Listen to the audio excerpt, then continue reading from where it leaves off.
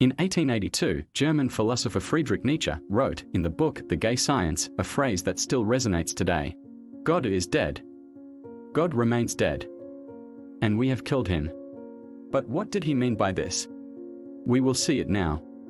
As usual, if you like this video, I ask you to kindly give me a thumb up and to share it if you think a friend or acquaintance could benefit from watching this video. Thank you, and let's get started. Nietzsche believed that humans have been religious for thousands of years and that religion gave us a sense that the world had a purpose and that we were part of a larger plan. It gave us comfort that we were all equal and cared for, and that we could look forward to an afterlife. In the past, religion played a fundamental role in human life, providing answers to the big questions about life's purpose and the nature of the universe. However, in the modern world, science has risen and provided different answers to the questions religion traditionally had a monopoly on. We have become more individualistic and naturalistic in our thinking. We have thrown off the shackles of feudalism with its unquestioning acceptance of authority. But all of this has happened very quickly in historical time. So, what happens when our religious beliefs start to wither and we wake up to a world without God? Nietzsche believed that people avoided the issue, sensing that even to raise it would be to enter dangerous territory. Even nowadays, over a century later, this is a controversial topic of conversation and can raise heated debates between believers and non-believers, as I am sure it will happen in the comment section under this video. In the past, life without religion was too scary to contemplate, so people retreated to a safety zone of belief and repeated nervously the formulas they had learned about faith. Nietzsche believed that the decline of religion represented a critical moment in human history where people were forced to confront the difficult truths of life. He criticized those who refused to face this reality and instead sought solace in other belief systems, such as socialism or the state. Nietzsche believed that both religion and socialism glorify weakness and need. They both flee to an imaginary future realm where they can feel safe. They both say, be a nice boy. Be a good little girl. Share. Feel sorry for the little people. And they desperately seek someone to look after them, whether it be God or the state. Needless to say that this also happens today more than ever. You just need to look at the amount of people live their lives in the hope of getting some support from the state, rather than trying to build something for themselves. Nietzsche believed that only individuals who possess the courage to face the harsh truths of life can live a fulfilling and meaningful existence. These individuals are willing to confront the difficult aspects of life without relying on external sources of comfort and meaning, such as religion or the state. Nietzsche believed that these individuals could create their own values and live an authentic life, free from the constraints of tradition and society. To illustrate this point, imagine a young man who has just graduated from college and is trying to figure out how to navigate the world. He was raised in a religious household and was taught that God would always be there to look after him. But now, he is on his own, trying to find a job and make his way in the world. He starts attending a church to try and recapture that sense of security and purpose he had as a child. But after a few weeks, he realizes that it's not working. He can't shake the feeling that he's just going through the motions and that his faith is just a crutch. He starts to explore other options and he comes across a group of socialists who are fighting for workers' rights. They believe that the state should take care of people who can't take care of themselves. They tell him that he doesn't have to worry about the harsh realities of the world because the state will protect him. However, that doesn't happen because the state has no money to spend on them. In your opinion, how is the story going to end? I'll let you guess. Tell me your opinion in the comments. In addition to his critique of religion and socialism, Nietzsche also openly criticized nationalism and antisemitism.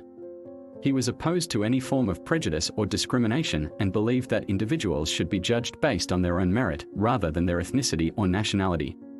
Nietzsche's strong moral stance often put him at odds with his contemporaries, and he frequently broke relationships with his intellectual friends who held opposing views. According to Nietzsche, our biological makeup determines our moral codes and divides the world in sheep and wolves. The sheep are naturally fearful and drawn to the herd, while the wolves are naturally fearless and sought lonely heights. The sheep were born to be passive and meek, while the wolves were born to be strong and independent.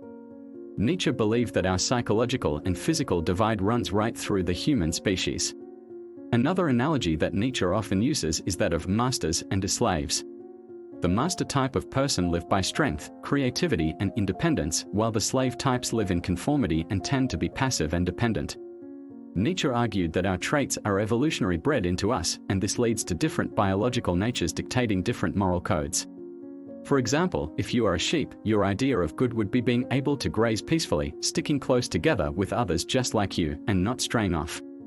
On the other hand, if you are a wolf, strength, viciousness, and contempt for the sheep would come naturally to you and seem good. Nietzsche was concerned about a disturbing inversion of moral values. Formerly, we valued excellence and power, and we looked down upon the humble and the lowly. Yet now, the meek and the humble are considered good, while the aggressive, powerful, strong and proud are considered evil. The traits of strength and power, those that ennoble man, are now condemned by the mass, and the traits of ordinariness and modesty, those that weaken man, are praised. The concern about the inversion of moral values is valid, as it shows that our society is prioritizing certain traits over others, but we must also ask ourselves what kind of world we want to live in and what values we want to uphold.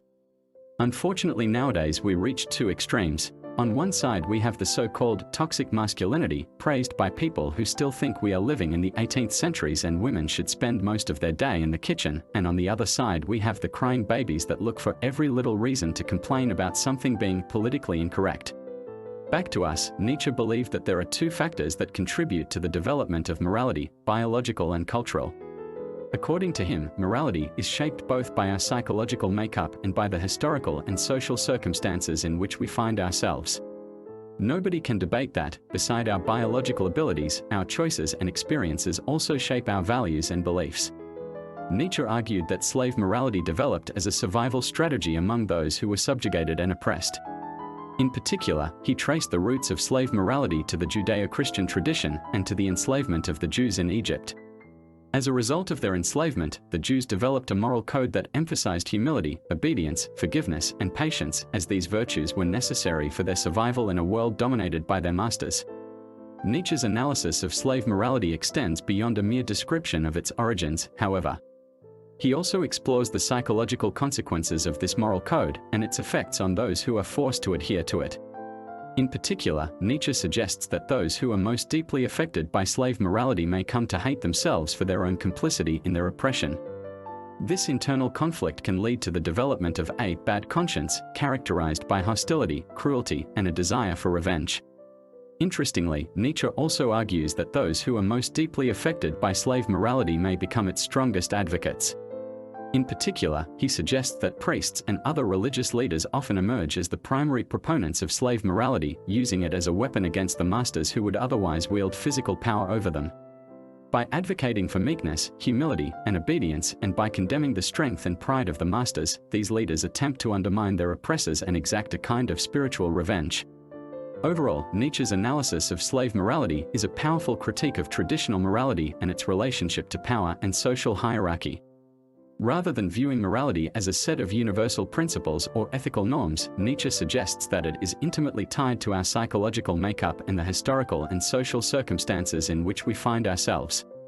Moreover, he argues that morality can be used as a tool of power and a survival strategy, both by those who are oppressed and by those who seek to maintain their dominance. If you enjoyed this video, I recommend you have a look at the video "Weak Men Follow Strong Leaders" that you can find on this channel.